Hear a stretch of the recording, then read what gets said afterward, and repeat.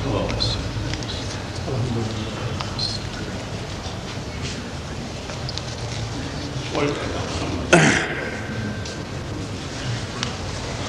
باللہ السمیع العلیم من الشیطان اللعین الرجیم بسم اللہ الرحمن الرحیم الحمد للہ رب العالمین والصلاة والسلام علی سید الانبیاء والمرسلین سیدنا و نبینا و شفیع المذنبین باللقاء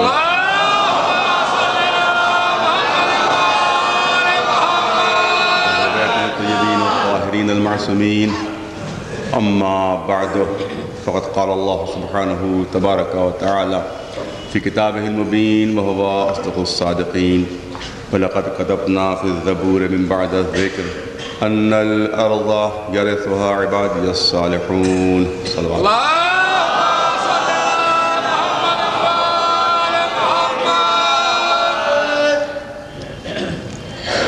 ایک اعلان کی فرمائش ہے کہ یک محرم تھا، نہوم محرم تنظیم المکاتب ہال گولہ گنج میں 8 بجے شب کو روزانہ مجالس منعقد ہو رہی ہیں، جس میں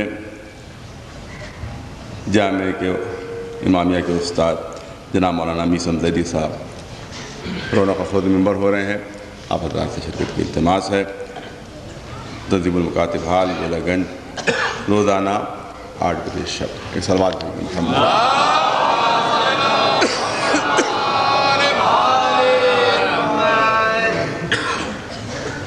ایک انتہائی اہم موضوع ہے جس کا ان عشرہ مجالس کے لیے انتخاب کیا ہے، اور کوشش یہ ہے کہ تھوڑا بہت ایک ہلکا سا خاکہ ہی کیوں نہ ہو، جن حضرات کو نہیں معلوم ہے اور جن کو علم نہیں ہے ان تک بات پہنچ جائے، کیونکہ اس لیے اہم ہے یہ موضوع۔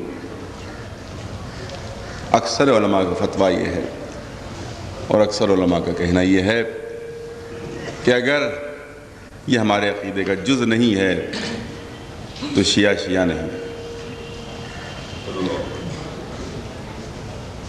وہ ضروریات مذہب میں سے ہے۔ ضروریات مذہب کہ جس طرح سے یہ ہمارا عقیدہ ہے کہ 12 امام ہیں، جس طرح سے یہ ہمارا عقیدہ ہے کہ ہمارا آخری امام زندہ ہے،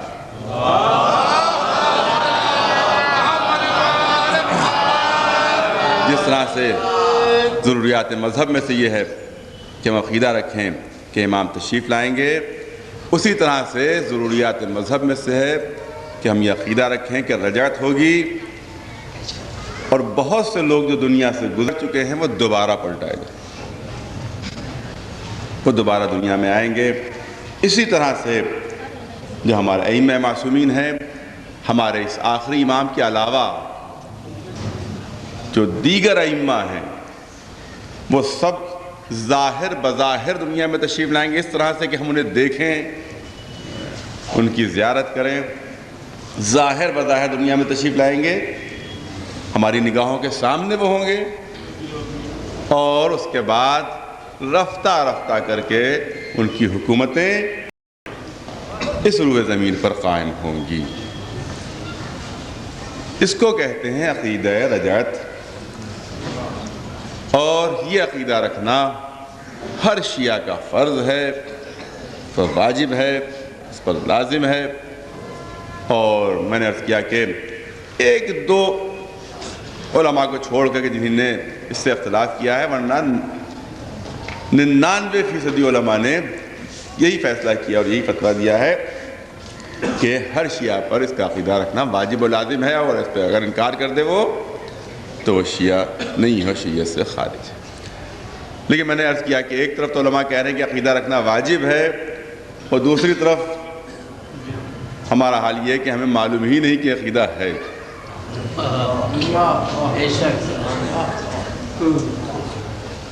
اور یہ ظاہر ہے کہ جو ممبر کے فرائض ہیں ان کی طرف سے یہ بہرحال جو پڑھ سکتے ہیں ان کو پڑھنا چاہیے، اور جو پڑھ نہیں سکتے ممبر کا فریضہ ہے کہ ممبر کے ذریعے سے اس عقیدے کو پہنچایا جائے اور اس حقیقت کو پہنچایا جائے۔ اب ظاہر ہے کہ کیونکہ یہ موضوع کوئی بہت زیادہ دلچسپ نہیں ہے اور اس میں بہت زیادہ واہ واہ کی گنجائش نہیں ہوتی، عموماً جو خطبہ ہوتے ہیں، عموماً جو ذاکرین ہوتے ہیں، وہ ایسے موضوعات کا انتخاب کرتے ہیں کہ جس سے مجمع خوش ہو، واہ واہ کا شور ہو زبردست اور مجمع اچھلے، اس قسم کے موضوعات انتخاب کیے جاتے ہیں۔ کیونکہ یہ موضوع ایسا ہے کہ جس میں کچھ اچھلنے کی بات نہیں ہے، بلکہ جو اچھل رہے ہیں وہ بھی بیٹھ جائیں۔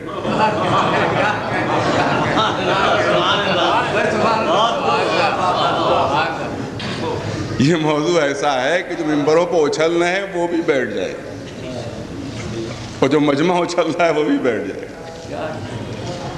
یہ موضوع ایسا ہے، لہذا جو ہوشیار خطیب ہیں اور جو وہ اس طرح کے موضوعات انتخاب نہیں کرتے۔ لیکن ظاہر ہے کہ میں نہ خطابت میں کوئی مہارت رکھتا ہوں اور نہ ذاکری میں میرا کوئی درجہ ہے، لہذا میں ایسے موضوعات کو عموماً انتخاب کرتا رہتا ہوں کہ جو عام طور سے خشک ہوتے ہیں اور چلنے والے نہیں ہیں۔ لیکن کیونکہ بطور فریضہ ممبر پر آیا ہوں، لہذا جو فریضہ ہے وہ انجام دینا ہے۔ ایک صلوات بھیج دیں محمد۔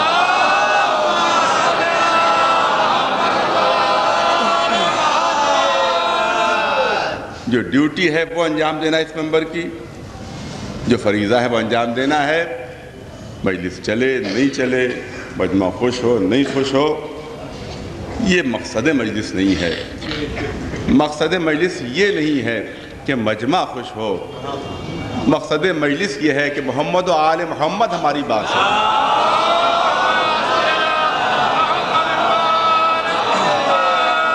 جو بات ہم ممبر سے بیان کر رہے ہیں، جو بات ہم ممبر سے پہنچا رہے ہیں، جو بات ہم عوام تک پہنچا رہے ہیں، عوام چاہے خوش ہوں چاہے ناراض ہوں، یہ ممبر کا فریضہ نہیں ہے۔ ممبر کا فریضہ یہ ہے کہ وہ بات بیان کی جائے کہ جو اللہ کی مرضی کے مطابق ہو، وہ بات بیان کی جائے جو محمد و آل محمد کی مرضی کے مطابق۔ یہ ہے فریضہ ممبر، اور یہ ہے خطبہ کا فریضہ، اور یہ ہے ذاکرین کا فریضہ کہ عوام چاہے ناراض ہو چاہے خوش ہوں، وہ کوئی پرواہ نہیں اس کی۔ لہذا یہ ایک موضوع کا انتخاب کیا ہے، اور ظاہر ہے کہ میں نے پہلے عرض کیا کہ اس میں بڑے طویل مطالعے کی ضرورت ہے، بڑی اس میں حدیثیں بہت کثرت سے وارد ہوئے ہیں۔ اسی طرح سے قرآن مجید کی بہت سی آیات ایسے ہیں کہ جو ہمارے اس عقیدے کو ثابت کرتی ہیں۔ جتنا میرے لیے ممکن ہوگا میں آپ کے سامنے اس کو پیش کروں گا۔ حقیقت بھی یہی ہے، یہ عقیدہ ایک ایسا عقیدہ ہے جس ساتھ اور بہت سے عقائد ہیں کہ جن کی بنیاد کے اوپر ہم کو لعن و طعن کا مستحق بنایا جاتا ہے۔ اسی طرح سے یہ عقیدہ بھی ایسا ہے کہ جس کی وجہ سے بہت سے ہمارے مخالف علماء نے کفر کا فتویٰ دیا ہے۔ اس عقیدے کی بنیاد کے اوپر کہ شیعہ کیونکہ رجعت کا عقیدہ رکھتے ہیں، لہذا یہ کافر ہے اور یہ اسلام سے خارج ہیں، اور یہ بدعتی فرقہ ہے۔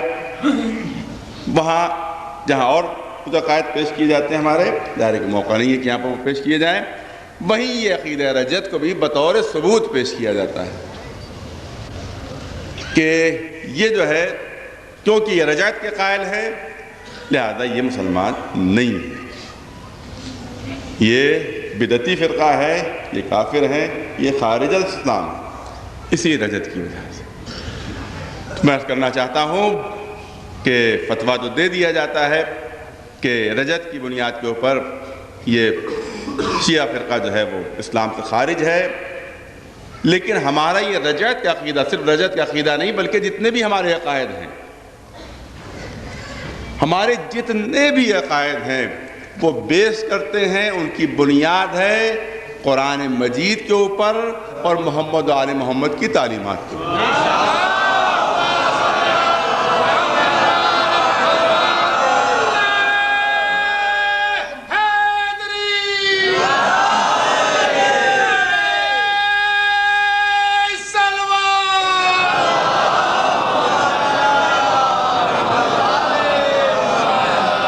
ہمارا ہر عقیدہ فرضی نہیں ہے، ہماری طرف سے پیش کیا ہوا نہیں ہے، گڑھا ہوا نہیں ہے، بلکہ اس کی بنیاد ہے اور مستحکم بنیاد ہے۔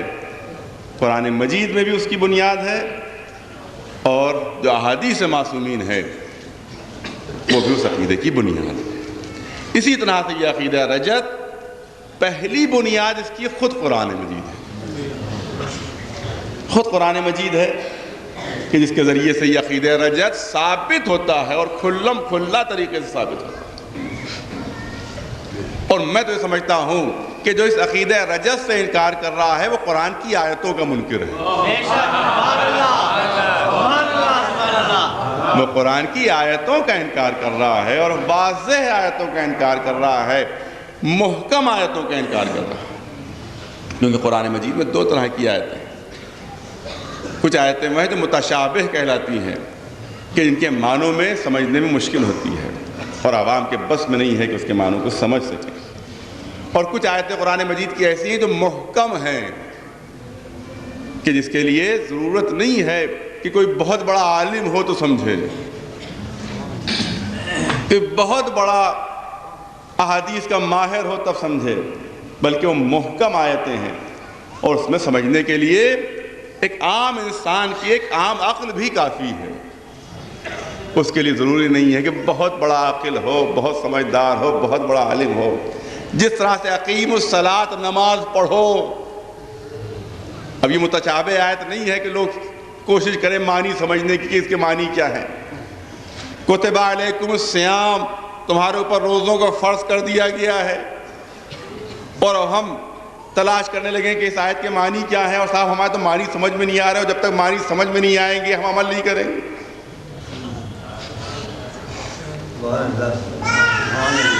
بس اسی طرح سے جس طرح سے آت الزکوٰۃ ہے قرآن میں، جس طرح سے اقیم الصلاۃ ہے، جس طرح سے کتب علیکم الصیام ہے، اسی طرح سے بہت سی آیات قرآن مجید میں ہیں جو کھلم کھلا اور وضاحت کے ساتھ عقیدہ رجعت کو ثابت کرتے ہیں۔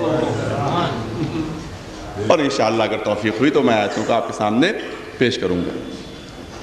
میں نے عرض کیا کہ ہمارے تمام عقائد کی بنیاد جو ہے وہ کتاب خدا اور محمد و آل محمد علیہ السلام ہے، قرآن صامت بنیاد ہے، قرآن اور حقیقت بھی یہی ہے کہ یہی بنیاد ہونا چاہیے، اور یہی بنیاد ہر عقیدے کی ہونا چاہیے جو میں نے آپ کے سامنے رکھی۔ اور یہ ہے بھی حقیقت کہ سوائے آل رسول کے اور کوئی صحیح رہنمائی بھی نہیں کر سکتا۔ بہت بڑے ایک عالم ہیں علامہ تیجانی، آپ حضرات نام ان کا سنا ہو، اور ان کی کتابیں بہت سی اردو میں ترجمہ ہو چکی ہیں۔ انہی نے ایک اپنی کسی کتاب میں ایک دلچسپ واقعہ تحریر کیا کہ اب مجھے یاد نہ کس ملک کا واقعہ ہے، شاید یورپ کا واقعہ تھا یا کہاں کا واقعہ تھا، کہ وہ کسی جلسے میں وہ تقریر کر رہے تھے۔ ابھی مجھے ایک دم سے ذہن میں آ گیا کہ ابھی جب میں وہاں حج کے موقع پر سعودی عرب میں تھا تو وہاں پر یہ جو آپ نے ایک ٹی وی چینل کا نام سنا ہوگا افغانستان کی جنگ کے زمانے میں، الجزیرہ چینل، کہ اس کا نام بہت مشہور ہوا تھا کہ جس نے بہت سے انٹرویو افغانستان کے لیڈروں کے وہ انٹرویو جو تھے اس کے ذریعے سے الجزیرہ چینل کے ذریعے سے دنیا میں پہنچے تھے، اور آج بھی نام اس کا بہت مشہور ہے۔ تو اسی الجزیرہ چینل میں شیعہ اور سنی مناظرہ انہی نے، ایک شیعہ عالم اور ایک اہل سنت کے عالم تھے، وہ مناظرہ اس پر لائیو جو ہے وہ زندہ اس پر سے وہاں سے انہی نے نشر کیا تھا، اور اس میں جو شیعوں کی طرف سے نمائندگی کر رہے تھے وہ یہی علامہ تیجانی تھے۔ انہی نے شیعوں کی طرف سے نمائندگی کی، اور دوسرے جو اسلامی فرقے ہیں ان کی طرف سے کویت کا ایک عالم ہے اس نے نمائندگی کی، اور اس کی سی ڈیز جو ہیں وہ سب آ چکی ہیں۔ میں ظاہر کوشش کی جائے گی کہ اس سی ڈی کا جو عربی میں ہے اردو میں ترجمہ کر کے بھی عوام کے سامنے پیش کیا جائے، اور پھر دنیا یہ دیکھے گی کہ وہاں پر اس ٹی وی چینل کے ذریعے سے کس طرح سے حقانیت دنیا کے سامنے آئی۔ ایک سلوات بھیج دیں محمد.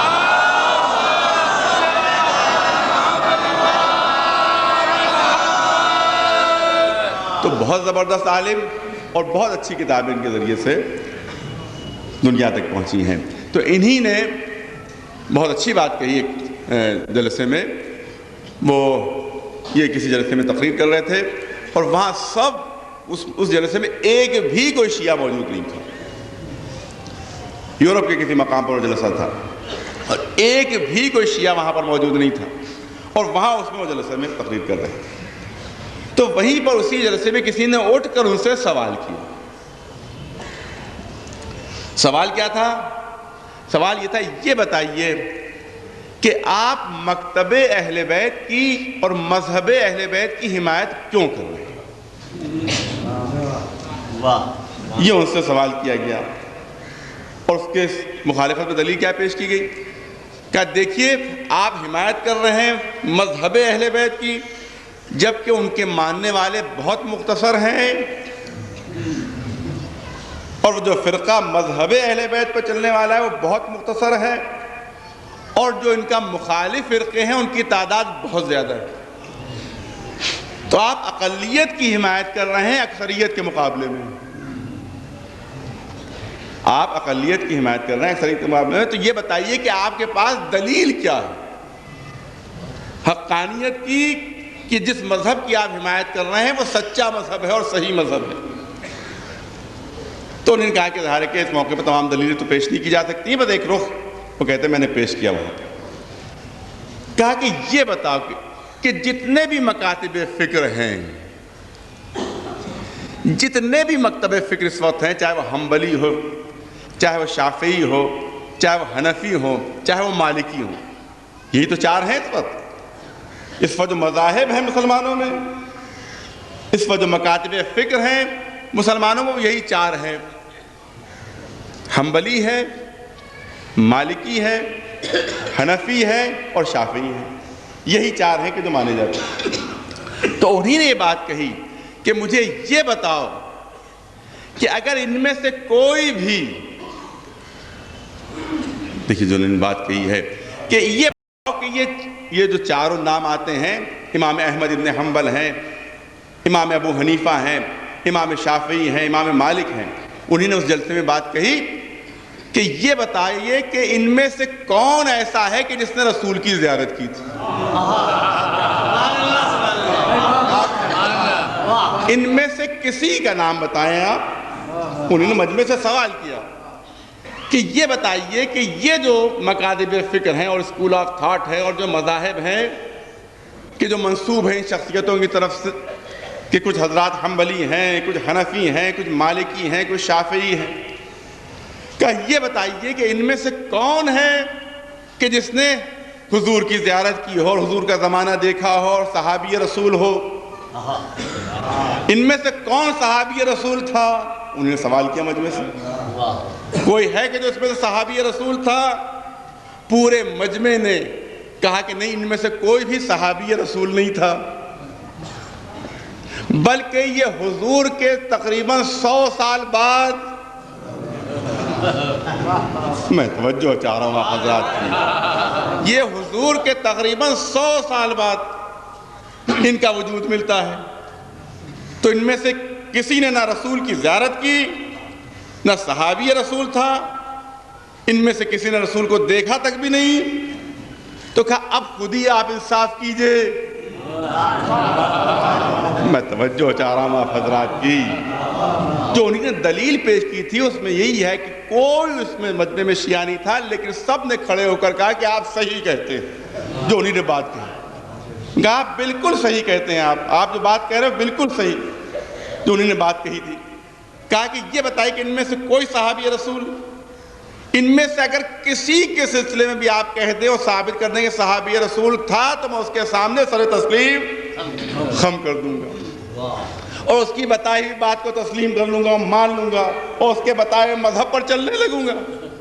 کسی کے سلسلے میں آپ کہہ دیں کہ یہ صحابی حضور کا صحابی تھا، رسول کا صحابی تھا، رسول کے زمانے کو اس نے درک کیا تھا اور دیکھا تھا. سب نے کہا نہیں، کوئی بھی صحابی رسول نہیں تھا. تو کہا آپ خود ہی انصاف کیجئے کہ جو رسول کے 100 سال بعد آئیں میں ان کی بات مانوں؟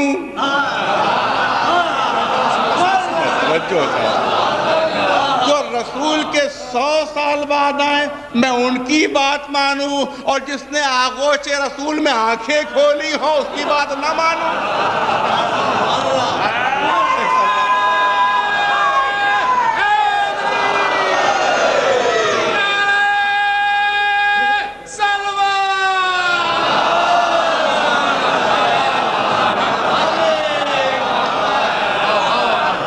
جس نے آغوش رسول میں آنکھ کھولی ہو اور آغوش رسول میں تربیت پائی ہو اور زندگی کا کوئی لمحہ ایسا نہ گزرا ہو کہ جب وہ رسول کے ساتھ ساتھ نہ ہو، رسول کے نقش قدم پر نہ ہو، تو آپ تصور کریں تو انہیں نے یہ کہا کہ یہ بتائیے کہ ان کی بات ہم مانیں، ان کے مذہب کو ہم مانیں کہ جو حضور کے 100 سال بعد آ رہے ہیں، یا اس کی بات مانیں اور اس کی بتائے ہوئے راستے پر چلیں کہ جو رسول کی آغوش میں آنکھ کھول رہا ہو؟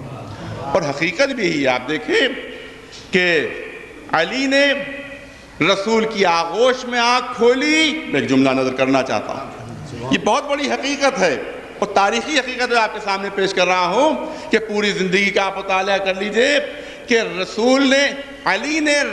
علی نے رسول کی آغوش میں آنکھ کھولی اور رسول نے علی کی آغوش میں آنکھ بند کی۔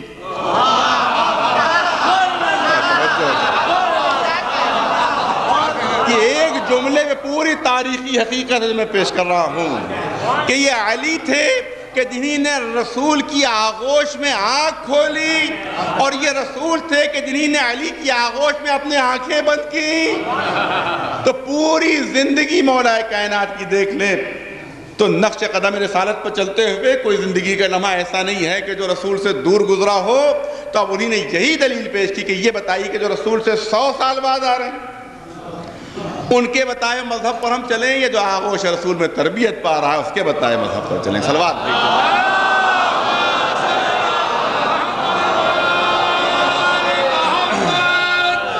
اور جو خود نہج البلاغہ میں اعلان کر رہا ہو کہ کنت ارا فی المہد نور النبوت واشم راحت الرسالہ، میں آغوش میں لیٹا ہوا، میں جھولے میں لیٹا ہوا نبوت کی نور کو دیکھ بھی رہا تھا اور رسالت کی خوشبو کو سونگ بھی رہا تھا۔ ایک صلوات بھیجئے محمد۔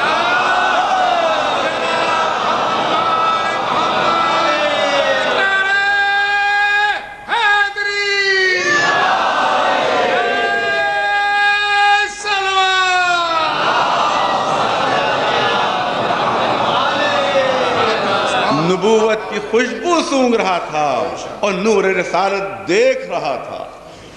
مجھے یاد ہے شاید 4-5 سال پہلے کسی مجلس میں نے عرض کیا تھا کہ ہم جو یہ اذان میں گواہی دیتے ہیں،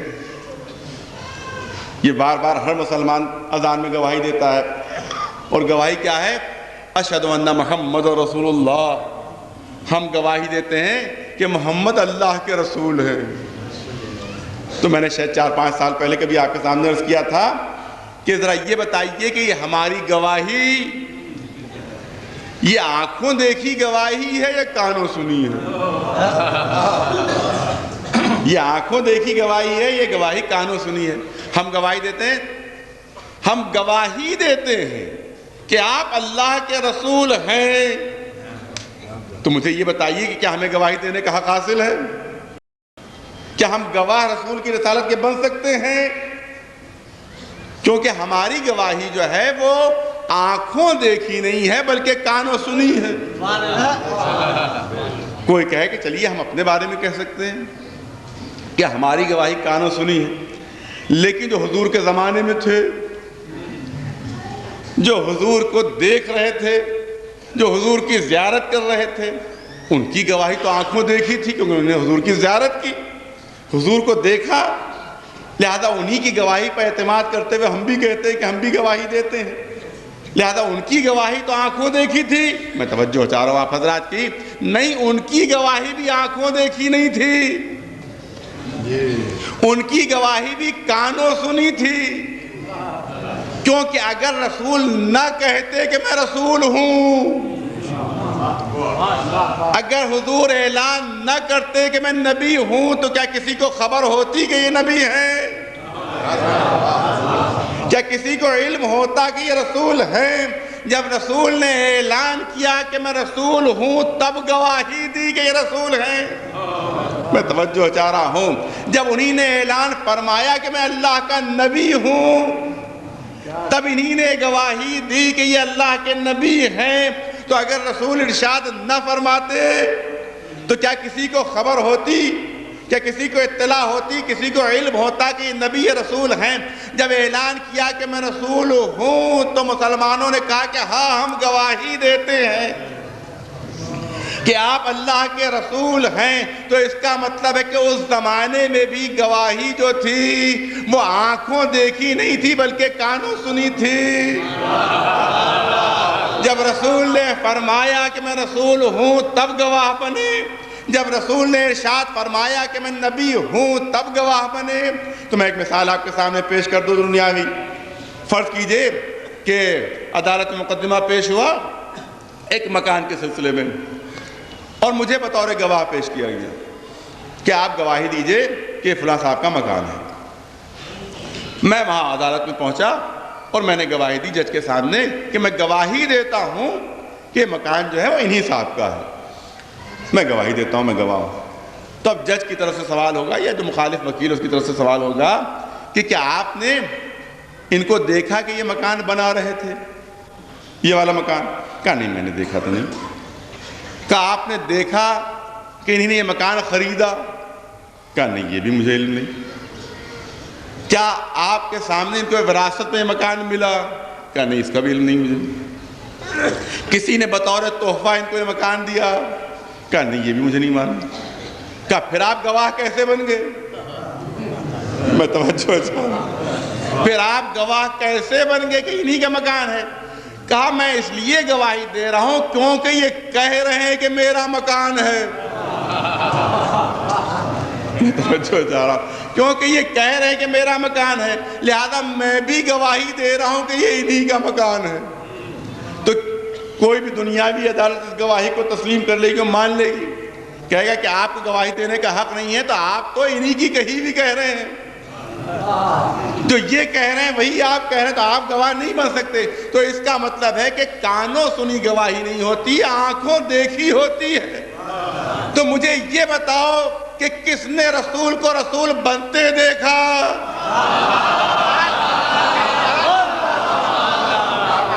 کس نے عہدہ رسالت ملتے دیکھا؟ کس نے عہدہ نبوت ملتے دیکھا؟ کس نے خلعت رسالت ان کو پہنتے دیکھا؟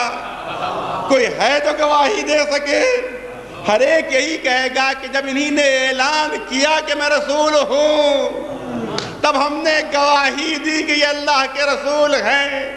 تو دنیا کے ہر مسلمان کی گواہی جو ہے وہ کانوں سنی ہے، اور گواہی وہی مانی جاتی ہے جو آنکھوں دیکھی ہو۔ جس کو آنکھوں سے دیکھا ہو وہی گواہی مانی جاتی ہے۔ شاہد وہی کہلاتا ہے کہ جو منظر نگاہوں سے دیکھ رہا ہو۔ تو کائنات میں صرف ایک شخصیت مل رہی ہے کہ جو دعویٰ کر رہی ہے کہ میں نور نبوت دیکھ بھی رہا تھا اور خوشبو رسالت سونگ رہا تھا۔ ایک صلوات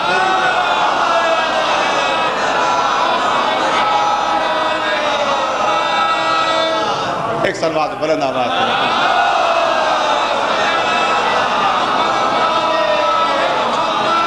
اور میں اس طرح سے پیچھے چل رہا تھا کہ جس طرح سے اونٹنی کا بچہ اپنی ماں کے پیچھے چلتا ہے۔ یہ مولا کائنات کا ارشاد ہے۔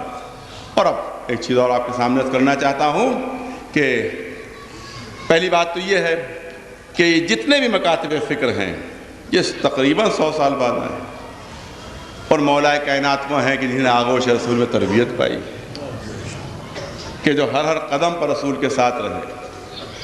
اور دوسری چیز یہ ہے کہ جتنے بھی مکاتب فکر ہیں اور جتنے بھی مذاہب ہیں مسلمانوں کے، وہ سب منتہی ہو رہے ہیں مولا ہی تک۔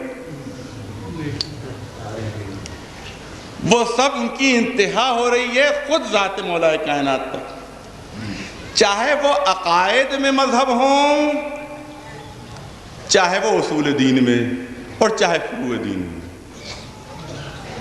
اصول دین میں بھی جتنے مذاہب ہیں وہ سب منتہی ہو رہے ہیں، یعنی اپنے کو نسبت دے رہے ہیں علی کی طرف، اور منتہی ہو رہے ہیں مولا کائنات کی طرف۔ اور فروع دین میں بھی جتنے مذاہب ہیں وہ سب منتہی ہو رہے ہیں مولا تک۔ اصول دین اور عقائد میں 3 مکتب فکر ہیں، میں پوری توجہ چاہ رہا ہوں صاحبان علم کی۔ 3 مکتب فکر ہیں، ایک ہے معتزلہ، ایک ہے اشاعرہ، اور ایک ہے امامیہ۔ یہ 3 مکاتب فکر اور مذاہب ہیں اصول دین میں اور عقائد میں۔ امامیہ یعنی جو ہم شیعہ ہیں وہ اپنے کو امامیہ کہتے ہیں، تو ایک مکتب فکر ہے اس میں امامیہ، کہ جو ظاہر ہے کہ سوائے مولا کائنات کو اور کسی طرف منسوب ہی نہیں، لہذا ان کے لیے تو گفتگو کرنا بیکار ہے، کیونکہ ہم سب جانتے ہیں کہ جتنے بھی امامیہ ہیں وہ سب منسوب ہیں مولا کائنات علی بن ابی طالب کی طرف۔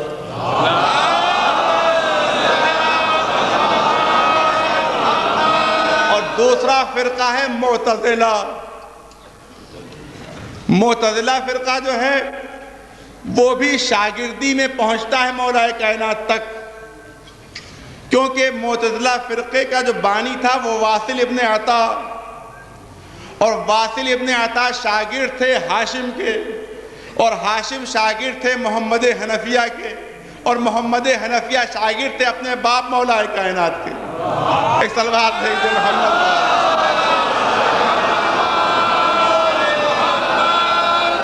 معتزلہ فرقہ وہ بھی منتہی ہو رہا ہے شاگردی میں مولا کائنات کی طرف۔ میں نے عرض کیا کہ واصل ابن عطا یہ اس فرقے کے بانی ہیں، اور یہ شاگرد ہیں ہاشم کے۔ ہاشم شاگرد ہیں اپنے باپ محمد حنفیہ کے، محمد حنفیہ شاگرد ہیں اپنے والد مولا کائنات کے۔ تو معلوم یہ سلسلہ بھی مولا کائنات تک پہنچ رہا ہے۔ اور دوسرے ہیں اشاعرہ، جس کے بانی ابو الحسن اشعری، یہ ہیں عقائد کا ایک فرقہ کہ اشاعری، جو اشعری کہلاتے ہیں، جس کے بانی ہیں ابو الحسن اشعری۔ یہ شاگرد تھے ابو علاء جبائی کے، میں توجہ چاہ رہا ہوں، یہ شاگرد تھے ابو علاء جبائی کے۔ ابو علاء جبائی شاگرد تھے واصل ابن عطا کے، واصل ابن عطا شاگرد تھے ہاشم کے، ہاشم شاگرد تھے محمد حنفیہ کے، محمد حنفیہ شاگرد تھے مولا کائنات کے۔ ایک سلوات ہے جو محمد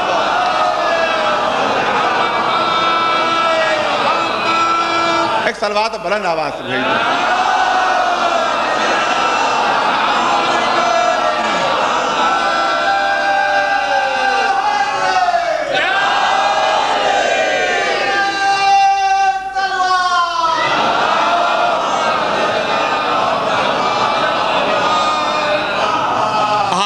پورا سلسلہ آپ کو یہ ملتا ہوا عقائد میں پورا سلسلہ جو ہے وہ پہنچ رہا ہے مولا کائنات تک، یعنی شاگردی کا سلسلہ جو ہے وہ منتہی ہو رہا ہے مولا کائنات تک۔ اسی طرح سے فروع دین میں شافعی ہیں، حنبلی ہیں، مالکی ہیں، حنفی ہیں۔ امام ابو حنیفہ شاگرد تھے امام جعفر صادق علیہ السلام۔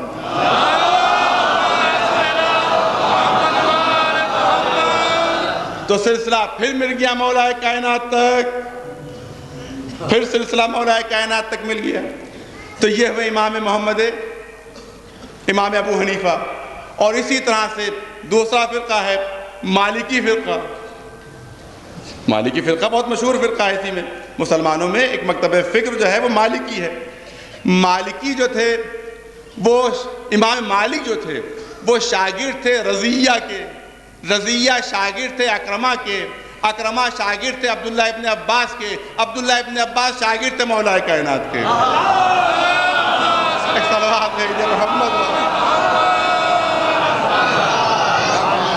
تو جو مالکی فرقہ ہے، جو امام محمد مالک ہیں، وہ بھی شاگردی کا سلسلہ جو ہے مولا کائنات تک پہنچ رہا ہے۔ ایک صلوات بھیجیں پھر محمد۔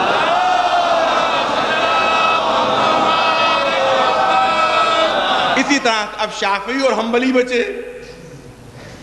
شافعی مکتب فکر ہے اور حنبلی مکتب فکر ہے۔ تو جو امام شافعی ہیں وہ شاگرد تھے امام محمد کے. اب سب امام کہلاتے ہیں وہ ظاہر کیے. تو اسی لحاظ سے میں امام کہہ رہا ہوں کہ جس طرح سے تاریخ میں آیا ہے کہ امام شافعی شاگرد تھے امام محمد کے، امام محمد شاگرد تھے امام ابو حنیفہ کے، ابو حنیفہ شاگرد تھے امام جعفر صادق کے.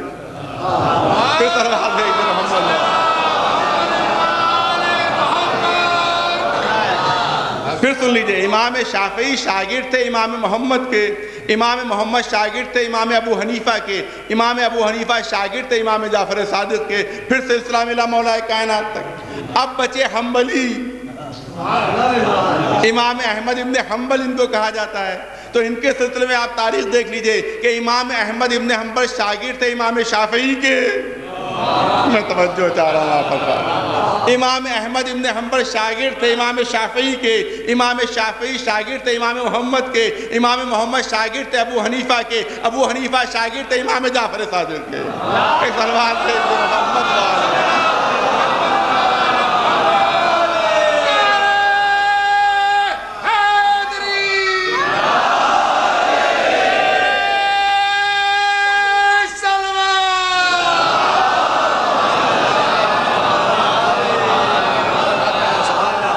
پتا چلا کہ حقیقت کیا ہے. اب دنیا پر واضح ہوا کہ حقیقت کیا ہے. اسی بات کی طرح اشارہ کیا تھا کہ ذرا یہ بتاؤ کہ یہ تو سب شاگرد ہیں اور سلسلہ منتہی ہو رہا ہے علی تک. تو اب خود ہی انصاف کرو کہ شاگردوں کی بات مانی جائے یا استاد کی بات مانی جائے. ایک تلوار دے دے محمد.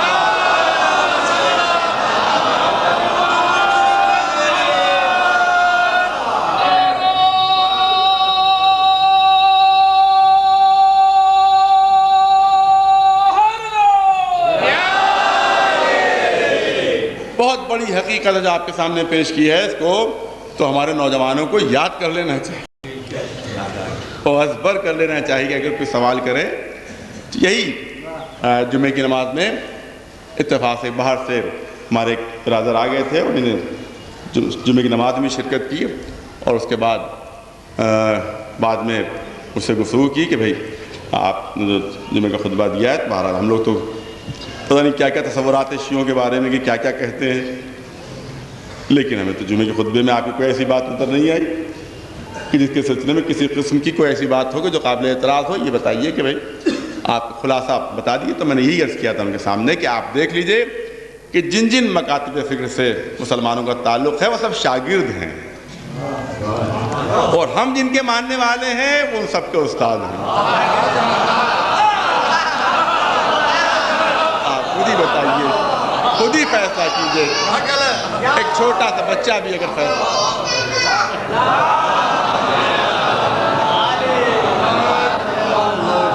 اگر شاگردوں کا مجمع ہو ایک جگہ پر اس کے درمیان وہ سب کا استاد موجود ہو تو یہ بتائیے کہ صاحب عقل کیا کرے گا؟ ان شاگردوں کی طرف رجوع کرے گا یا استاد کی خدمت میں جائے گا؟ تو جب ہم تاریخ کے منظر دیکھتے ہیں اور ہم کو یہ نظر آتا ہے کہ سب شاگرد ہیں تو ہماری عقل فیصلہ یہی کرتی ہے کہ شاگردوں کو چھوڑو اور جن کی طرف تمام شاگردوں کا سلسلہ منتہی ہو رہا ہے اس استاد کی خدمت میں پہنچے. بس یہی ہمارا مذہب ہے اور یہ تھی ہمارے مذہب کی بنیاد ہے. صلوات بھیج دیں محمد.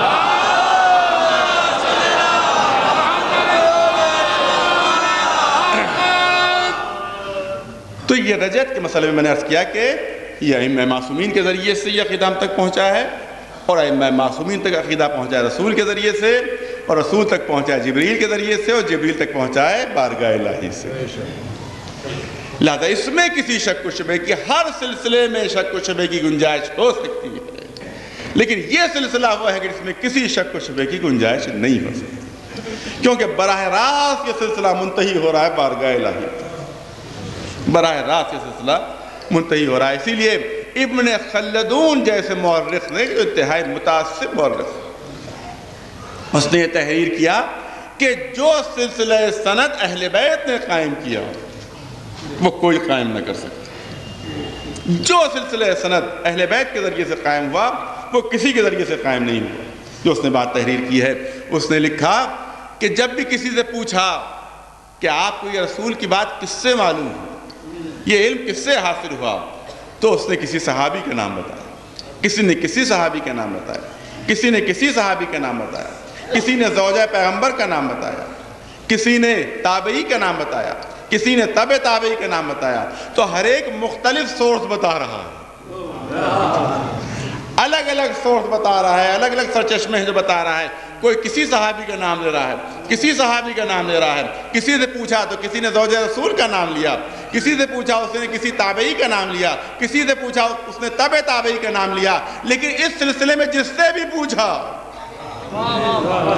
کہ آپ کو یہ بات کس سے معلوم ہوئی، تو اس نے یہ کہا کہ مجھ سے میرے باپ نے بتایا۔ اس سے پوچھا کہ آپ کو کس سے معلوم ہوا، کہا مجھ سے میرے باپ نے بتایا۔ اس سے پوچھا آپ کو کس سے معلوم ہوا، کہا مجھ سے میرے باپ نے بتایا۔ جب اس سے پوچھا انہوں نے کہا مجھ سے میرے باپ نے بتایا، یہاں تک کہ سلسلہ پہنچا مولا کائنات علی ابن ابی طالب تک۔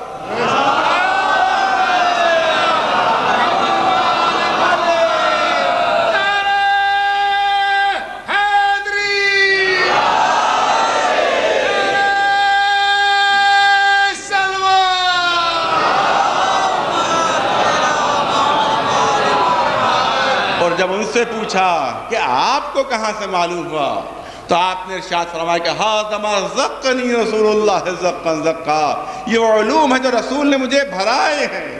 تو معلوم علی تک پہنچ رہا ہے رسول سے۔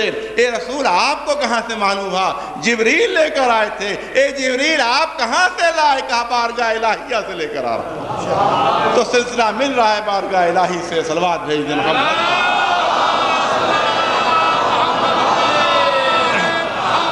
اسی لیے صاحب تفسیر کشاف تحریر کرتے ہیں، یہ وہ سلسلہ سند ہے کہ جس کو سلسلۃ الذہب کہا جاتا ہے، حدیث میں جس کو سلسلۃ الذہب کہا جاتا ہے، یعنی جس میں ہر زنجیر جو ہے وہ خالص سونے کی ہے، زنجیر کی ہر کڑی خالص سونے کی ہے، اس کو سلسلہ ذہب کہا جاتا ہے۔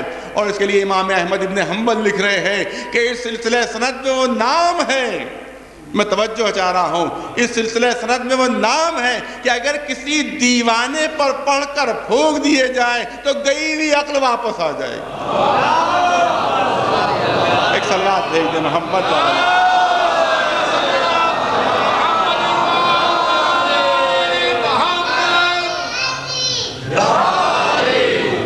تو بنیاد ہمارے مذہب کی، ہمارے عقائد کی جو ہے وہ یہ احادیث معصومین ہے اور قرآن مجید ہے۔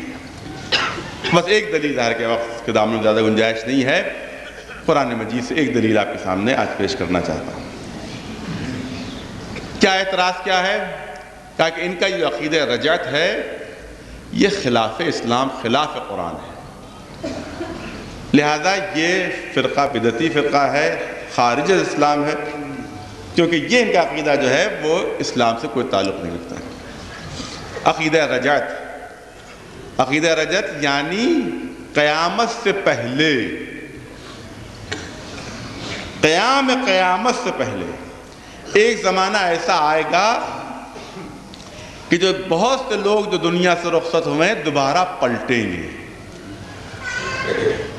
بہت سے لوگ جو مر چکے ہیں، یہ جو عقیدہ ہے اس میں یہی ہے کہ بہت سے مومنین اور بہت سے دشمنان اہل بیت کہ جو اس وقت دنیا سے گزر چکے ہیں وہ بھی دوبارہ زندہ کیے جائیں۔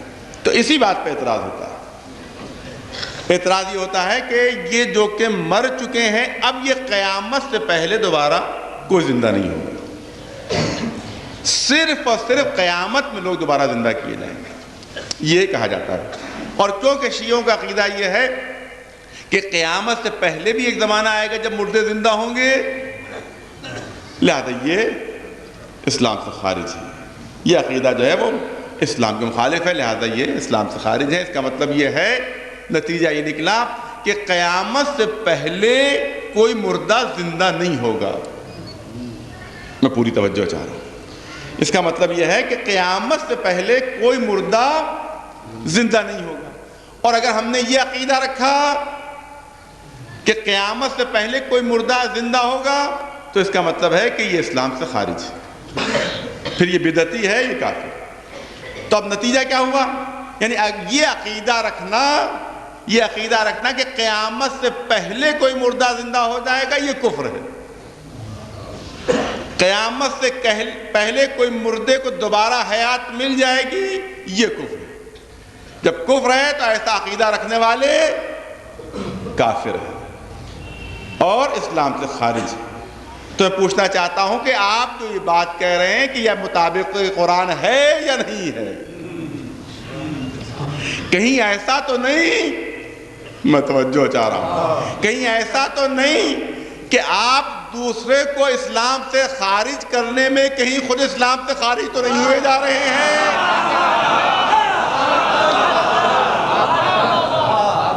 بہت سنجیدہ چیز جو آپ کے سامنے پیش کر رہا ہوں، پوری دلیلوں کے ساتھ اور قرآن مجید سے دلیلوں کے ساتھ، کوئی ہوائی بات نہیں ہے، کوئی لفاظی نہیں ہے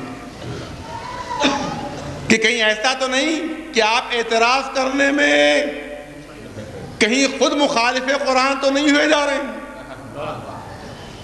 کہیں خود اسلام سے خارج تو نہیں ہوئے جا رہے ہیں، کیونکہ آپ کا کہنا یہ ہے کہ اگر کوئی عقیدہ رکھے کہ قیامت سے پہلے کوئی مردہ زندہ ہو جائے گا، کیونکہ صرف قیامت میں مردے زندہ ہوں گے، اس سے پہلے کوئی مردہ زندہ نہیں ہوگا، جو مر گیا وہ مر گیا، صرف قیامت میں زندہ ہوگا، تو قیامت سے پہلے کوئی زندہ نہیں ہو سکتا۔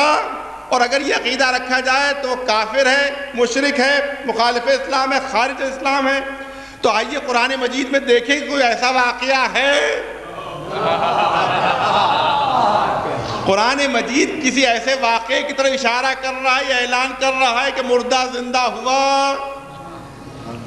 اور مرے ہوئے لوگ دوبارہ زندہ ہوئے؟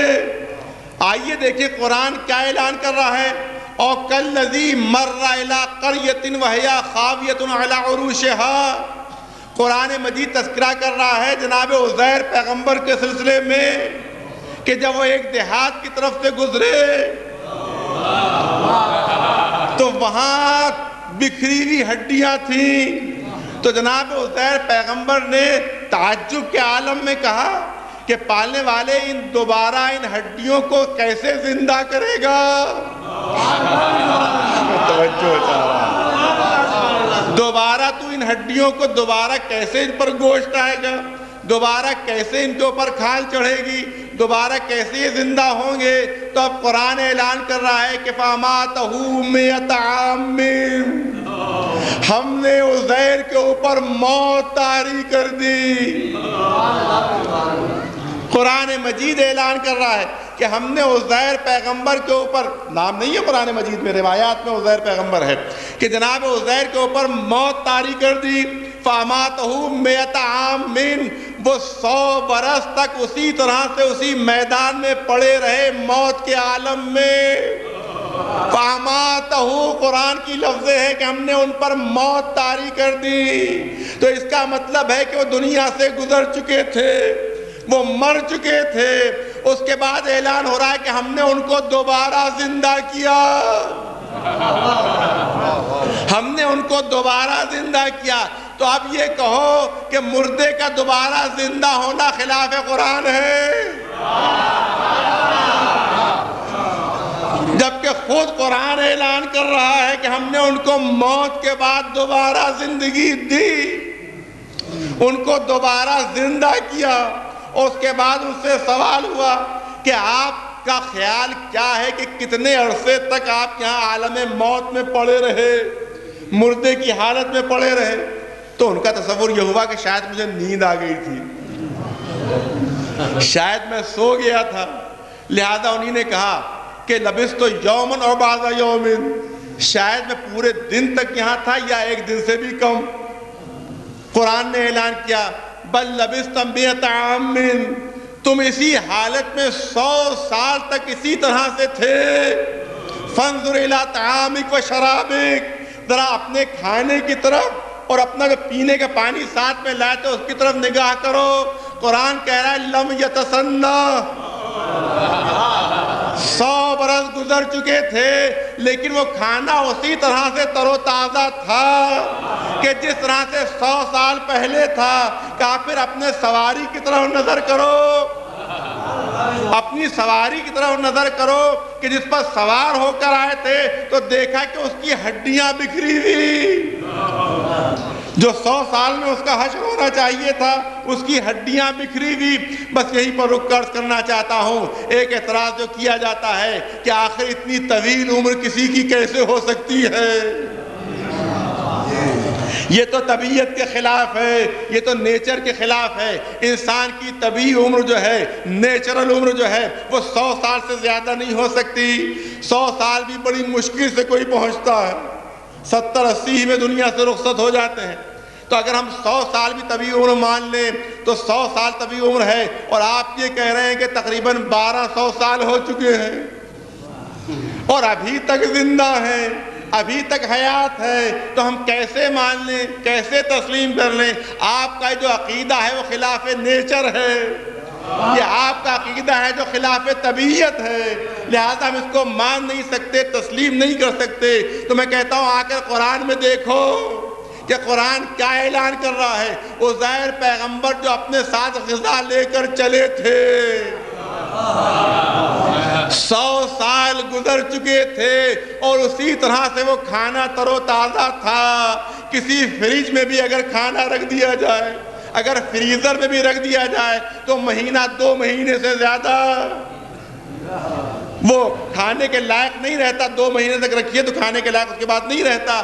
تو وہاں اس تپتا ہوا صحرا تھا کہ جہاں زمین بھی گرم تھی اور سورج بھی آگ اگل رہا تھا، اور 100 سال تک وہ کھانا اسی طرح سے تر و تازہ تھا۔ مجھے یہ بتاؤ کہ ایسے ماحول میں کہ جہاں زمین بھی آگ اگل رہی ہو، سورج بھی، ایک کھانا، ایک غذا کب تک تازہ رہ سکتی ہے؟ 24 گھنٹے سے زیادہ وہ کھانا تازہ نہیں رہ سکتا۔ تو مجھے یہ بتاؤ کہ جس کی طبیعی عمر 24 گھنٹے تھی، میں توجہ چاہ رہا ہوں کہ جس کی طبیعی عمر 24 گھنٹے تھی، قدرت خدا سے بڑھ کر وہ 100 سال ہو گئی۔ صاحبان فین تشریف فرما ہے کہ جس کی نیچرل عمر، جس کی طبیعی عمر کل 24 گھنٹے کی تھی، وہ 100 سال میں تبدیل ہو گئی۔ تو تم انسان کی عمر 100 سال بتا رہے ہو؟ میں توجہ چاہ رہا ہوں، انسان کی طبیعی عمر تم 100 سال بتا رہے ہو، تو جب 24 گھنٹے 100 سال میں بدل سکتے ہیں تو 100 سال کتنی صدیوں میں بدل سکتے ہیں؟ ذرا حساب لگا کر بتاؤ۔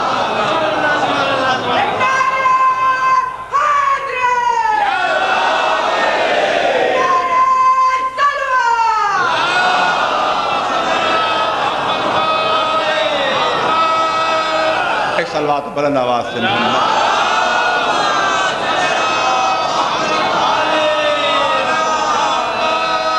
اور یہیں پر ایک ظاہر ہے کہ ایک بہت دلچسپ سوال ہوا تھا مولا کائنات علی ابن ابی طالب علیہ السلام سے۔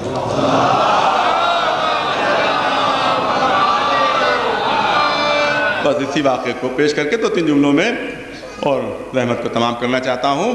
مولا کائنات منبر پر تشریف فرما ہے اور اعلان ہے کہ جو کچھ پوچھنا ہے پوچھو، جو کچھ سوال کرنا ہے سوال کرو۔ تو ایک عجیب و غریب سوال ہوتا ہے، عجیب و غریب سوال کہ یا علی یہ بتائیے کہ باپ اور بیٹے ہیں،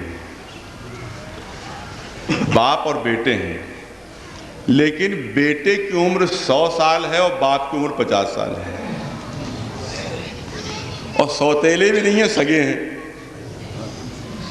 میں سوتیلے کے سلسلے میں سوچا جا سکتا ہے، تصور کیا جا سکتا ہے، لیکن سوتیلے بھی نہیں ہیں، سگے، سگا بیٹا ہے، سگا باپ، لیکن باپ کی عمر 50 سال ہے اور بیٹے کی عمر 100 سال ہے۔ یہ کیسے ممکن ہے؟ کیا آپ کے پاس سوال کا جواب ہے؟ لیکن ظاہر جو مشکل کشا ہو، جو ہر مشکل کا حل کرنے والا، جس کے سامنے کائنات کا ہر علم ہاتھ کی ہتھیلی کی طرح سے ہو، تو اس کے لیے تو کوئی سوال مشکل نہیں۔ کیا نہیں، تیرا سوال جو ہے وہ قابل حل ہے۔ اگرچہ دنیا حیران تو پاگل سمجھ رہے ہوں گے، جو مجمع ہوگا وہ کہہ رہا ہوگا کہ کون پاگل آ گیا ہے، کہ کس طرح سے سوال کر رہا ہے کہ باپ کی عمر 50 سال، بیٹا سگا ہے اور اس کی عمر 100 سال. یہ کیسے ممکن ہے؟ لہٰذا کوئی پاگل آدمی ہے جو سوال کر رہا ہے، یہ لوگ دیوانہ اسے سمجھ رہے ہوں. لیکن مولانا نے کہا کہ ہاں تو بات صحیح کر رہا ہے. کہہ رہا ہے تاریخ میں مثال موجود ہے اس کی کہ جس وقت جناب عزیر پیغمبر سفر کے لیے نکلے تھے ان کی عمر 50 سال تھی. توجہ چاہ رہا ہوں، ان کی عمر 50 سال تھی اور ان کی جو اہلیہ تھی ان کے شکم میں جو بچہ تھا وہ 9 ماہ اپنے پورے کر چکا تھا. لہذا جب نکلے ہیں اسی دن ان کے بیٹے کی ولادت ہوئی. جس وقت جناب عزیر پیغمبر سفر کے لیے نکلے اسی دن ان کے بیٹے کی ولادت ہوئی ہے. اور جب وہ میدان میں پہنچے تو 100 سال تک اسی طرح سے پڑے رہے. جب دوبارہ زندہ ہوئے تو ان کا سن وہی 50 سال تھا، بیٹے کا سن 100 سال ہو چکا ہے.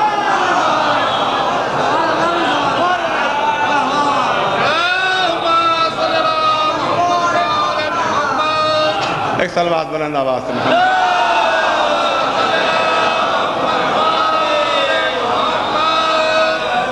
تو معلوم ہوا کہ اعلان ہو رہا ہے کہ ہم نے زبور میں بھی لکھ دیا ہے اور ہم نے توریت میں بھی تحریر کر دیا ہے کہ اس زمین کے وارث نیک بندے ہوں، اس زمین کے وارث صالح بندے ہوں.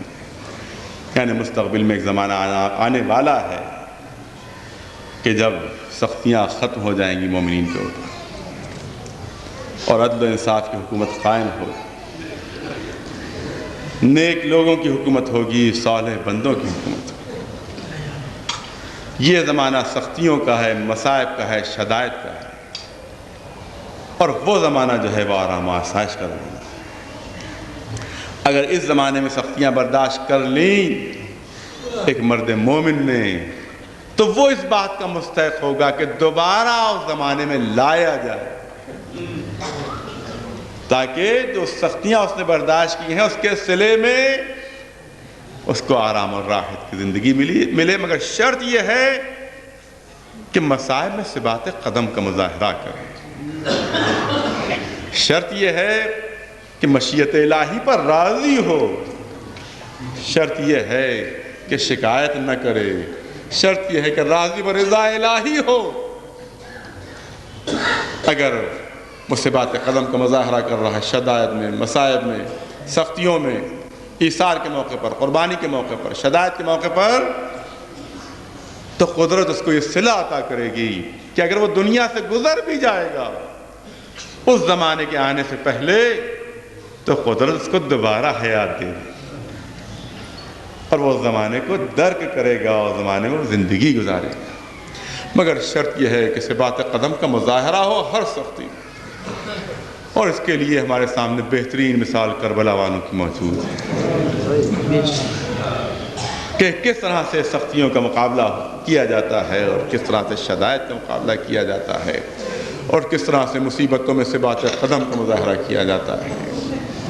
کائنات میں کربلا سے بہتر مثال نہیں ملے گی کہ جہاں ہر مصیبت کا ہنس کر مقابلہ ہو رہا ہے، جہاں رضا الہی کے سامنے سر تسلیم خم ہے. پالنے والے جو بھی امتحان لینا ہے لے لے، ہر امتحان پر راضی ہیں. کیسے کیسے سخت امتحانات تھے جو کربلا والوں کے لیے گئے. مشکل یہ ہوتی ہے کہ کل 10 دن ہوتے ہیں، کون سی مصیبت پڑھی جا، کون سی مصیبت چھوڑ، کس بات کا تذکرہ ہو، کس بات کو ترک کر دیا جائے، یہ سمجھ ہی میں نہیں آتا ہے، فیصلہ ہی نہیں ہو پاتا. کیونکہ آج تک کربلا والوں کی مصیبتوں کا شمار ہی نہیں ہو سکا. آج تک پتہ نہیں چل سکا کہ کتنی مصیبتیں پڑی، کتنے مصائب کا سامنا کرنا پڑا تھا، کتنے شدائد کا سامنا کرنا پڑا. آج تک تاریخ فہرست ہی مرتب نہ کر سکی، صدیاں گزر گئی، لیکن آج تک وہ فہرست مکمل نہ ہو سکی کہ کربلا والوں پر کتنی مصیبتیں پڑی. ہاں، جو مصیبتیں بظاہر ہماری نگاہوں میں آسان ہیں کربلا والوں کے لیے بڑی سخت تھیں. وہی مصیبتیں جو ہم آسان سمجھتے ہیں وہ کربلا والوں کے لیے سخت تھیں. وطن کا چھوڑنا ہمارے لیے کوئی بہت زیادہ سخت نہیں ہوتا، لیکن حسین کا مدینہ چھوڑنا، حسین کا مدینہ ترک کرنا، یہ کتنی عظیم مصیبت تھی ہمارے آقا کے لیے. میں نے کل کی مجلس میں عرض کیا تھا کہ جو بے چینی، جو تڑپ ہمارے آقا کی تھی کہ تڑپ کر کبھی روضہ رسول پر پہنچتے تھے، کبھی ماں کی قبر پر پہنچتے تھے، کبھی بھائی کے مزار پر پہنچتے تھے. اس بے چینی اور تڑپ سے اندازہ ہوتا تھا کہ آقا کے دل پر کیا گزر رہی تھی کہ جب مدینے کو چھوڑنا پڑ رہا تھا. بس وقت تمام ہو چکا. میں چاہتا ہوں کہ بس تھوڑی دیر آپ کے سامنے مصائب پیش کروں. بڑی سخت منزلیں تھیں آقا کی، ایک مدینے کو چھوڑنا اور اسی کے ساتھ ساتھ ایک ننھی سی بچی کو چھوڑنا. وقت تمام ہو چکا ہے، لہذا میں چاہتا ہوں کہ مختصر مصائب آپ کے سامنے پیش کروں. سب سے سخت مصیبت تھی کہ ننھی سی بچی کو مدینے میں چھوڑنا. کتنی سخت منزل تھی ہمارے آقا کے لیے کہ جہاں وطن چھوٹ رہا ہے وہاں ننھی سی فاطمہ صغریٰ بھی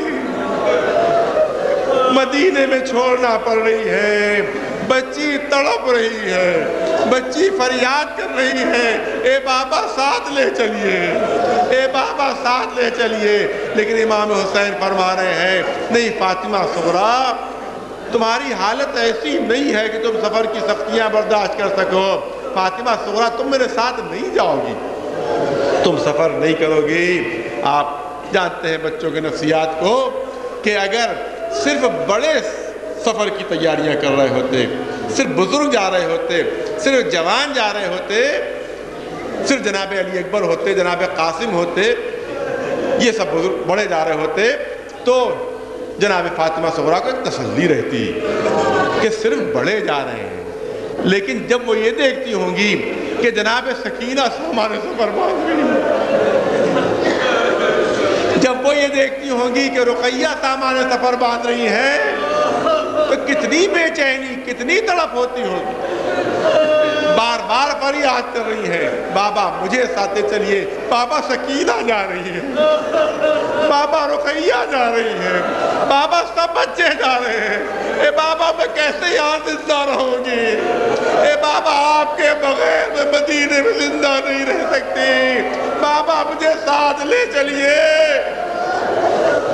اے بابا مجھے ساتھ لے چلیے. فاطمہ صغریٰ فریاد کر رہی ہے لیکن آقا کو اصرار ہے کہ نہیں فاطمہ صغریٰ ساتھ نہیں جائیں گی.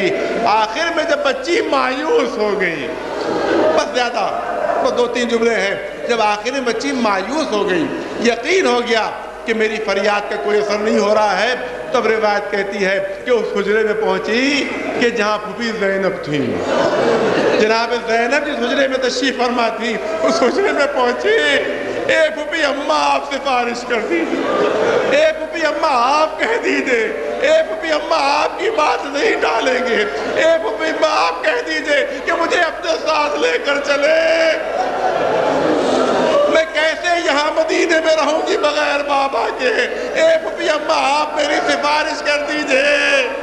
اس کے بعد روایت کہتی ہے یہ کہے گا آگے بڑھی اور آگے بڑھ کر جناب زینب کا دامن تھام لیا. اے پھوپھی اماں اس وقت تک دامن چھوڑوں گی نہیں، اے پھوپھی اماں اس وقت تک دامن نہیں چھوڑوں گی جب تک کہ بابا سے آپ سفارش نہیں کر دیجیے گا. یہ حال دیکھا جناب زینب اس بچی کو لیے ہوئے امام حسین کے پاس آتی ہیں. اے بھیا آپ یہ بتا دیجئے کہ اس بچی کے سلسلے میں آپ کو اتنا اصرار کیوں ہے، اس بچی کے سلسلے میں آپ کی اتنی تاکید کیوں ہے کہ فاطمہ صغریٰ ساتھ نہیں جائے گی. اے بھیا اگر آہستہ قافلہ چلے تو بچی چل سکتی ہے، اگر آہستہ آہستہ قافلے کو چلایا جائے تو بچی کو تکان نہیں ہوگی. ہاں بچی کی طبیعت اتنی خراب نہیں ہے کہ اگر آہستہ آہستہ قافلہ چلے تو یہ سفر کی زحمت برداشت نہ کر سکے. اے بھیا اس کو ساتھ لے چلیے، آپ اس کی تڑپ دیکھیے، آپ اس کی بے چینی دیکھیے. اے بھیا آپ کو اتنا اصرار کیوں ہے کہ فاطمہ صغریٰ ساتھ نہیں جائے گی؟ امام فرماتے ہیں اے بہن زینب نہ پوچھو، اے میری بہن زینب نہ پوچھو کہ میں کیوں اس کے لیے اتنا اصرار کر رہا ہوں، نہ پوچھو۔ لیکن جب جناب زینب نے، بس آخری جملے ہیں، جب جناب زینب نے فرمایا اے بھیا آپ کو میرے حق کی قسم ہے، اے بھیا آپ کو میرے حق کی قسم ہے، مجھے بتا دیجئے کہ اس بچی کے سلسلے میں آپ کا اتنا اصرار کیوں ہے کہ فاطمہ صغریٰ ساتھ نہیں جائے گی؟ تو آپ مجبور ہو کر کہتے ہیں اے بہن تم نے حق کی قسم دے دی ہے، لہذا میں بتا رہا ہوں۔ ارے تمہیں تو معلوم ہے کہ میرے بچوں میں، میری اولاد میں، میری ماں فاطمہ زہرا سے سب سے زیادہ مشابہ میری یہی بیٹی ہے، فاطمہ صغریٰ ہو بہو میری ماں کی تصویر ہے۔